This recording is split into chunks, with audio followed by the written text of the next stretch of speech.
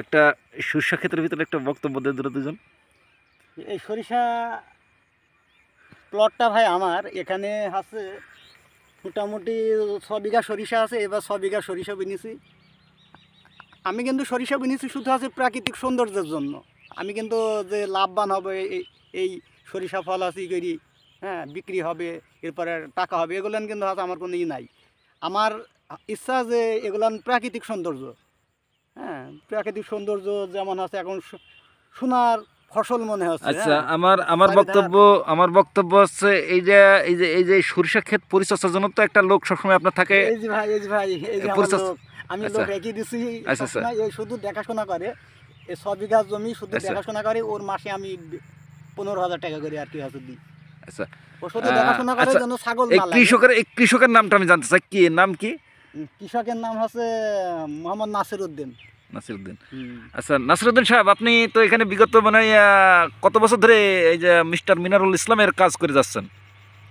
এই 3-4 বছর আগে, 3-4 বছর।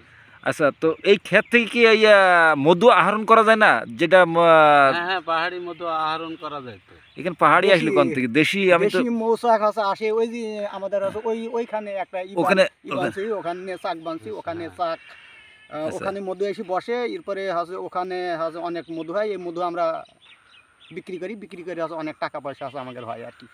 আচ্ছা, সুন্দর।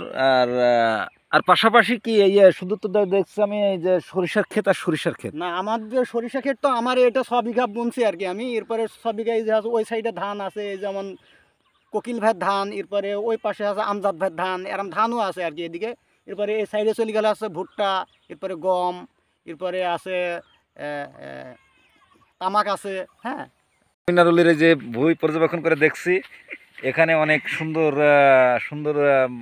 আচ্ছা, কত ধরনের সরিষা পাওয়া যায় এখানে? এখানে ভাই মোটামুটি আমরা হচ্ছে 6 ধরনের বুনছি আর কি। যেমন আছে এটা এক জাত, এটা এক নাম কি বলবেন না একটু? এটার নাম আছে ঢাকা সরিষা। এটা আছে ঢাকা সরিষা। এটা আছে ঢাকা সরিষা, বেশ আছে ভালো ফলন। আর এই যে এটা দেখছেন, এই যে এটা আছে দেশি সরিষা। এটা বিঘা বইতে আছে আপনার 13 মণ হারে হয় আর কি এটা। আর হচ্ছে ওইটা চলে গেল আপনার, ওইটার নাম আছে রায় বলি আমরা। ওইটা সরিষা, ওইটা আছে একটু বড় যায়, গাছগুলো বড় হয় একটু। আচ্ছা, আমরা এই যে আরেকটা কৃষক কাজ করছে, ওখানে আমি ওনার কাছে একটু যাই বক্তব্য নিয়ে আসি। ঠিক আছে, আমরা দেখছি এখানে একজন কৃষক সুন্দরভাবে ধানের চারা পরিচর্যা করছে। আমরা জিজ্ঞেস করবো ধানের চারায় কি দিচ্ছে। এই চারা কি দিচ্ছেন আপনি? কি বীজ এটা? ও আচ্ছা, এই বীজ দিলে কি হয় চারায়? ও তাই, এটা কি চারা? চৈতি ধানের চারা না? 74। আচ্ছা, আমরা এতক্ষণ নিলাম একজন কৃষকের কাছ থেকে। সে 2 একর সরিষা উৎপাদন করছে, তার বক্তব্য নিলাম। আসলে এই সরিষা উৎপাদনের পিছনে তার গ্রামকে সৌন্দর্য করার জন্য, মূলত তার উদ্দেশ্য গ্রামকে সৌন্দর্য, এবং বহুত পর্যটক আসে এখানে এই সরিষা ক্ষেত দেখতে। তো এখানে শুধু সরিষা। হ্যাঁ, আমরা দেখতে পাচ্ছি যে এই গ্রামটা আসলে সরিষার ফুলের জন্য আমাদের গ্রামটা আরো সৌন্দর্য লাগে।